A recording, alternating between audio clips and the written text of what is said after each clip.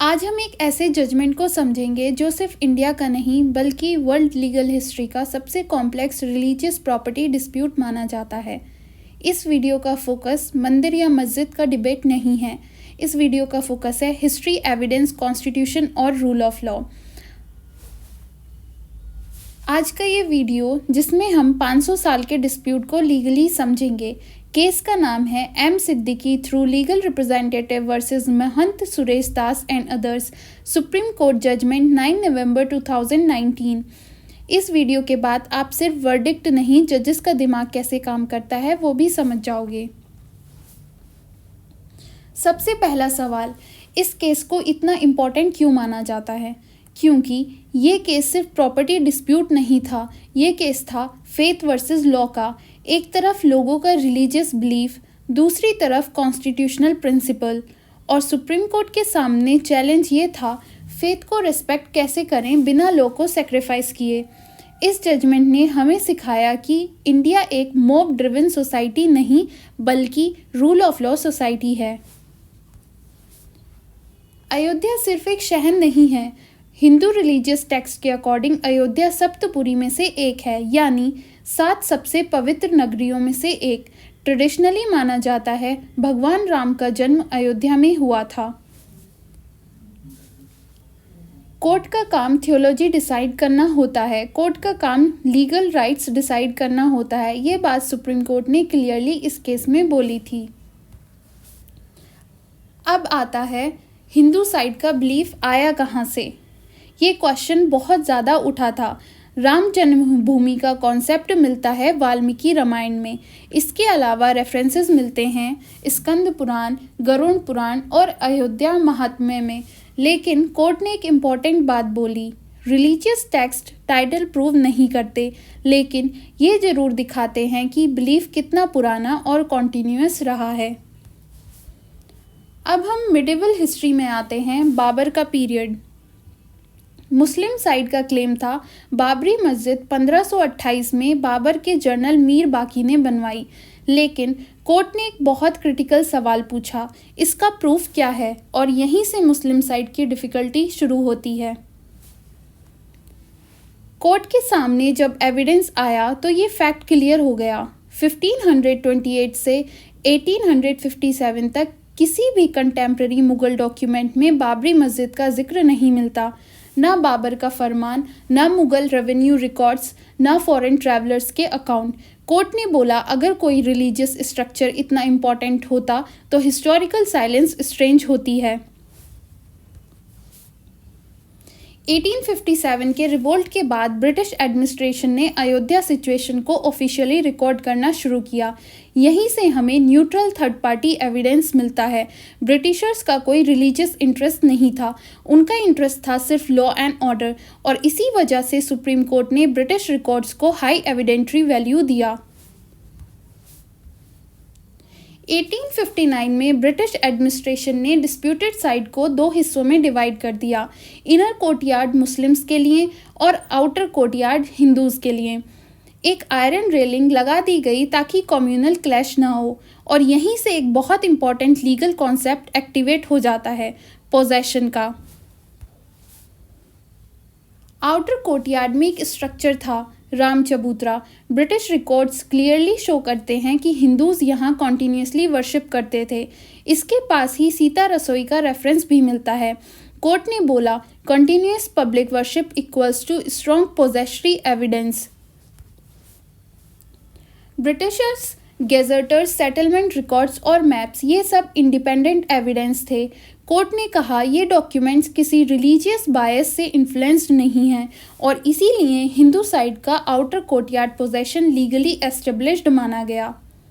यहीं से supreme Court ने एक बात क्लियर कर ली, फेथ अकेला काफ़ी नहीं होता, लेकिन अगर फेथ और एविडेंस एक साथ हों तो ये बहुत पावरफुल हो जाता है। अब यहाँ से केस एक इमोशनल इशू से निकलकर प्योर सिविल लॉ डिस्प्यूट बन जाता है। सिविल केस में गोल्डन रूल होता है, पोजेशन इज 9/10 ऑफ लॉ। इसका मतलब ये नहीं कि जो कब्जा कर ले वही मालिक हो जाता है, लेकिन इसका मतलब ये है पोजेशन एक बहुत स्ट्रॉन्ग एविडेंस होता है। सुप्रीम कोर्ट ने क्लियरली बोला, टाइटल डिसाइड करते वक्त लॉन्ग पीसफुल अनइंटरप्टेड पोजेशन को इग्नोर नहीं किया जा सकता और यहीं पर हिंदू साइड का outer courtyard possession legally powerful बन जाता है। अब हम पहुंचते हैं पूरे डिस्प्यूट के सबसे सेंसिटिव पॉइंट पर। 23 दिसंबर 1949 की रात। इसी रात बाबरी स्ट्रक्चर के अंदर आइडल्स प्लेस हो जाते हैं। इस इवेंट को दोनों साइड ने अपने अपने तरीके से एक्सप्लेन किया, लेकिन सुप्रीम कोर्ट ने एक बात क्रिस्टल क्लियर बोली, आइडल प्लेसमेंट एक इलीगल एक्ट था। कोर्ट ने बोला कोई भी पार्टी लॉ हाथ में नहीं ले सकती। आइडल प्लेसमेंट के तुरंत बाद एडमिनिस्ट्रेशन ने सिचुएशन कंट्रोल करने के लिए लीगल एक्शन लिया। डिस्ट्रिक्ट मजिस्ट्रेट ने सीआरपीसी सेक्शन 145 के अंडर ऑर्डर पास किए। प्रॉपर्टी अटैच कर दी गई और स्टेटस क्यू मेंटेन करने का ऑर्डर दिया गया। मस्जिद के गेट्स लॉक कर दिए गए ताकि कम्युनल वायलेंस ना हो। कोर्ट ने ये माना कि मजिस्ट्रेट का एक्शन लॉ एंड ऑर्डर के लिए जस्टिफाइड था। अब लिटिगेशन फॉर्मली स्टार्ट होती है 1950 में। 1950 में पहला सिविल सूट फाइल होता है बाय गोपाल सिंह विशारद। उन्होंने कोर्ट से ये मांगा, मुझे पूजा करने से रोका ना जाए। इस सूट का फोकस ओनरशिप नहीं, राइट टू वर्शिप था।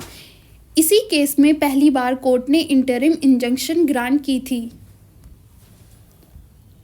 इसके बाद एक और इम्पॉर्टेंट पार्टी आती है निर्मोही अखाड़ा। निर्मोही अखाड़ा ने क्लेम किया कि वो राम जन्मभूमि के शेबियत और मैनेजर हैं।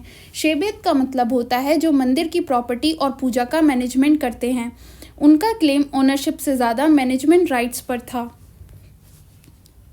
1961 में मुस्लिम साइड फॉर्मली एंटर करती है थ्रू सुन्नी सेंट्रल वक्फ बोर्ड। उन्होंने डिमांड की बाबरी मस्जिद को मॉस्क डिक्लेयर किया जाए और पोजेशन उनको दिया जाए। यहाँ मुस्लिम साइड का सबसे बड़ा चैलेंज था 1857 के बाद एक्सक्लूसिव पोजेशन प्रूव करना। कोर्ट ने बाद में ये ऑब्जर्व किया कि नमाज स्पोरेडिक थी, कंटिन्यूस नहीं थी। सारे सूट्स को क्लब करके केस इलाहाबाद हाई कोर्ट के सामने आता है। 3 जज बेंच बनती है और मैटर डिकेड्स तक चलता है। इस केस का स्केल इतना बड़ा था कि पूरी कंट्री की नज़रें इस पे थी। 2010 में इलाहाबाद हाई कोर्ट ने एक अनप्रेसिडेंटेड जजमेंट दिया। डिस्प्यूटेड लैंड को 3 पार्ट्स में डिवाइड कर दिया। 1/3 रामलला, 1/3 निर्मोही अखाड़ा, 1/3 सुन्नी वक्फ बोर्ड। ये जजमेंट एक कॉम्प्रोमाइज़ अप्रोच थी, लेकिन लीगली काफ़ी लोगों ने इसे क्रिटिसाइज़ किया। सुप्रीम कोर्ट ने बाद में कहा, टाइटल डिस्प्यूट कॉम्प्रोमाइज़ से नहीं, एविडेंस से डिसाइड होते हैं। 2010 के जजमेंट से कोई भी पार्टी फुल्ली सेटिस्फाइड नहीं थी, इसीलिए सारे पार्टी सुप्रीम कोर्ट पहुंचते हैं। केस कॉन्स्टिट्यूशन बेंच को रेफर होता है क्योंकि इश्यूज सिर्फ प्रॉपर्टी के नहीं, कॉन्स्टिट्यूशनल इम्पोर्टेंस के भी थे। यही केस आगे चलकर डिसाइड होता है M Siddiqui through legal representatives versus Mahant Suresh Das and others. Supreme Court के सामने कुछ कोर इश्यूज थे। नंबर 1, एक्चुअल टाइटल किसका है। नंबर 2, एएसआई एविडेंस का क्या वेट होगा। नंबर 3, फेथ और बिलीफ का लीगल रोल क्या है। नंबर 4, 1949 का इलीगल एक्ट टाइटल को अफेक्ट करता है या नहीं। और कोर्ट ने एक लाइन में क्लैरिफाई कर दिया, हम फेथ जज नहीं कर रहे, हम लीगल राइट्स एडजुडिकेट कर रहे हैं।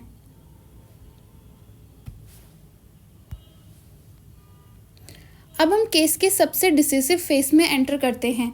इलाहाबाद हाई कोर्ट ने 2003 में आर्कोलॉजिकल सर्वे ऑफ इंडिया यानी एएसआई को एक्सकावेशन का ऑर्डर दिया। पर्पस क्लियर था, क्या बाबरी स्ट्रक्चर के नीचे कोई पहले का स्ट्रक्चर एग्जिस्ट करता है। कोर्ट ने एक बार भी ये नहीं कहा कि मंदिर ही प्रूव करो। ऑर्डर था सिर्फ इतना, जो मिले वही सच माना जाएगा।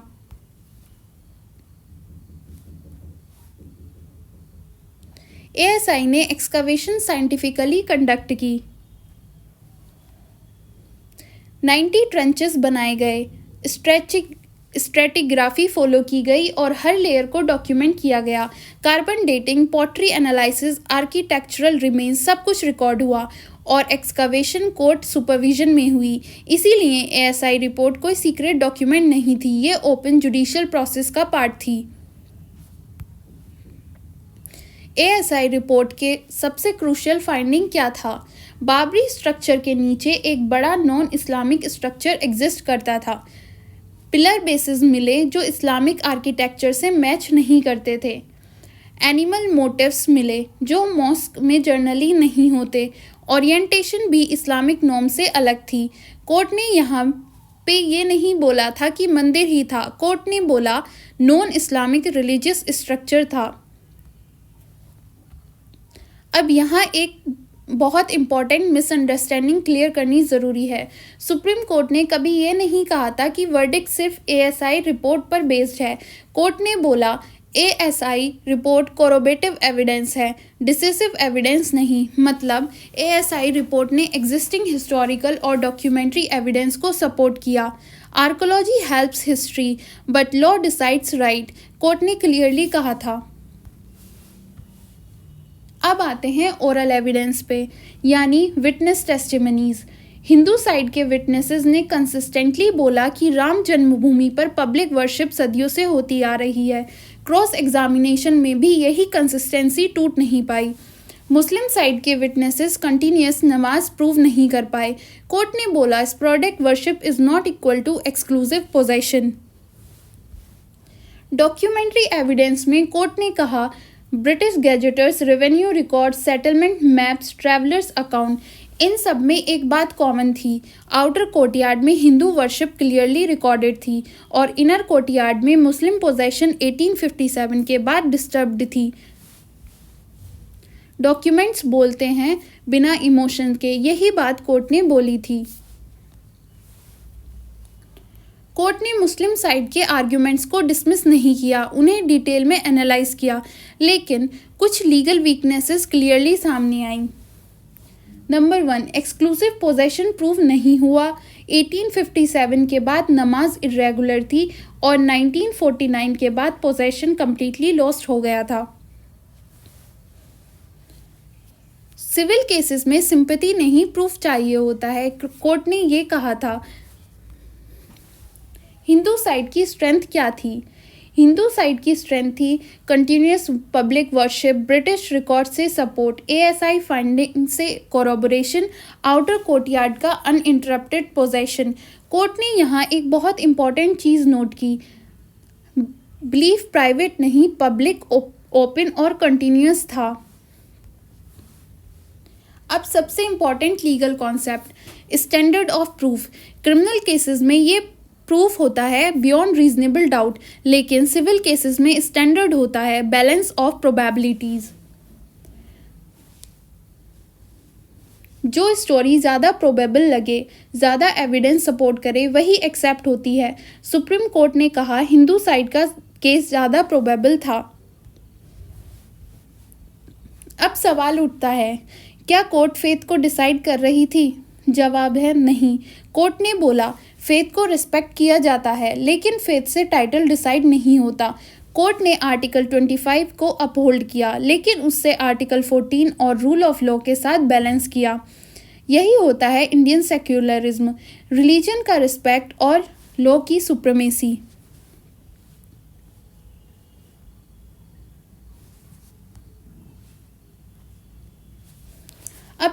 अब सबसे बड़ा सवाल, सुप्रीम कोर्ट ने डिस्प्यूटेड लैंड हिंदू साइड को क्यों दिया?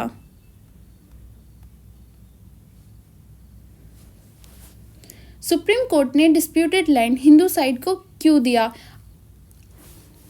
आंसर सिर्फ एक वर्ड में नहीं है। कोर्ट ने 3 चीज़ें कंबाइन की, पोजेशन, एविडेंस और प्रोबेबिलिटी। आउटर कोर्टयार्ड पर हिंदू वर्शिप कॉन्टिन्यूस थी और इनर कोर्टयार्ड पर मुस्लिम पोजेशन एक्सक्लूसिव प्रूव नहीं कर पाई। सिविल लॉ में कोर्ट सिंपैथी से नहीं एविडेंस के वेट से डिसाइड करती है।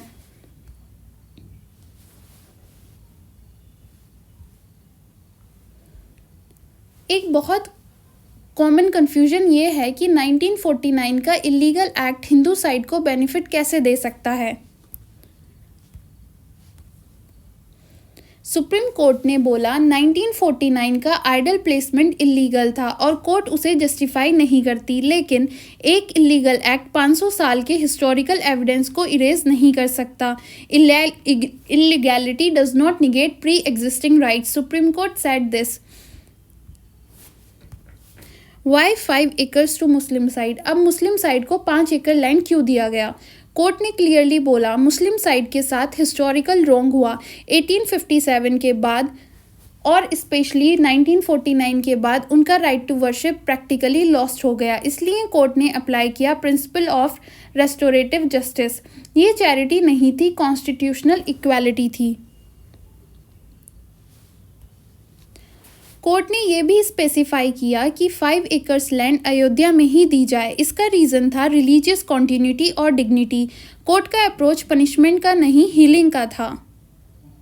सुप्रीम कोर्ट ने गवर्नमेंट ऑफ इंडिया को ऑर्डर दिया कि एक स्टैट्यूटरी ट्रस्ट बनाया जाए।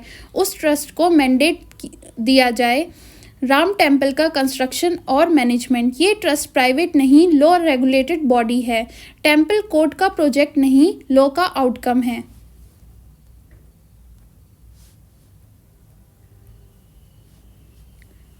गवर्नमेंट का रोल यहाँ एक फैसिलिटेटर का था।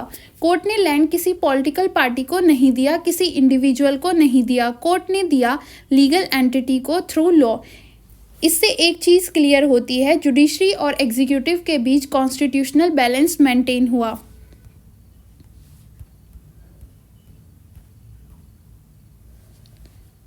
अब सेक्युलरिज्म का मतलब समझना ज़रूरी है। इंडियन सेक्युलरिज्म का मतलब रिलीजन को इग्नोर करना नहीं होता। इंडियन सेक्युलरिज्म का मतलब होता है सर्वधर्म संभव। कोर्ट ने किसी रिलीजन को प्रेफर नहीं किया, कोर्ट ने लॉ को प्रेफर किया। Law is blind to faith but not blind to facts. Article 25 freedom of religion देता है, लेकिन आर्टिकल 25 एब्सोल्यूट नहीं है। ये सब्जेक्ट है पब्लिक ऑर्डर, मोरालिटी, हेल्थ और other fundamental rights. Article 14 equality before law ensure करता है। सुप्रीम कोर्ट ने दोनों को बैलेंस किया। फेथ प्रोटेक्टेड है but faith can not override rule of law.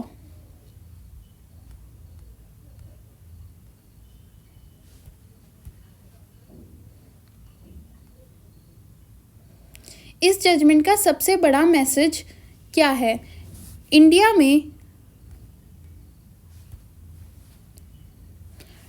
में डिस्प्यूट स्ट्रीट्स पर नहीं, कोर्ट्स में सॉल्व होते हैं। मोब जस्टिस का कोई प्लेस नहीं, चाहे इशू कितना भी इमोशनल क्यों ना हो। फाइनल वर्ड लॉ का होता है। इस जजमेंट को सिर्फ लीगल डॉक्यूमेंट मत समझिए, ये एक एग्जाम्पल है जुडिशियल स्टेटमैनशिप का। कोर्ट ने लॉ भी प्रोटेक्ट किया और सोसाइटी में भी पीस मेंटेन किया। इसी वजह से वर्डिक्ट के बाद पूरे देश में वॉयलेंस नहीं हुई।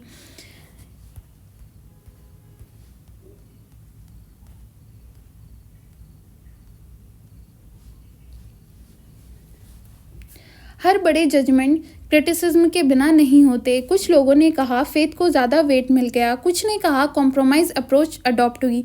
कोर्ट ने इसका जवाब दिया, हमने एविडेंस डिसाइड किया, इमोशन से नहीं।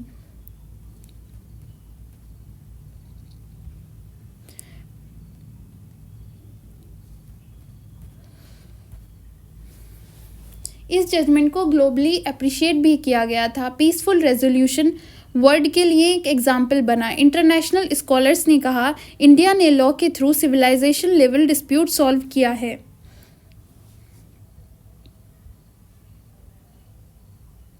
सुप्रीम कोर्ट ने एक लाइन में पूरा केस सम अप कर दिया। सुप्रीम कोर्ट ने कहा the constitution does not decide faith, it decide legal disputes. Ayodhya judgement सिर्फ एक वर्डिक्ट नहीं है, ये एक लेसन है पेशेंस का, लॉ का और डेमोक्रेसी का। इसने दिखाया कि चाहे डिस्प्यूट कितना भी पुराना हो, सॉल्यूशन कॉन्स्टिट्यूशन के अंदर ही होता है।